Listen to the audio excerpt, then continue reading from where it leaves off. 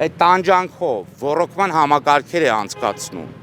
ով չի խնայում ոչինչ արժեքավոր ծառեր գնելու համար Երևանի, ով պահում եւ խնանում է 910 հեկտար կանաչ տարածքները,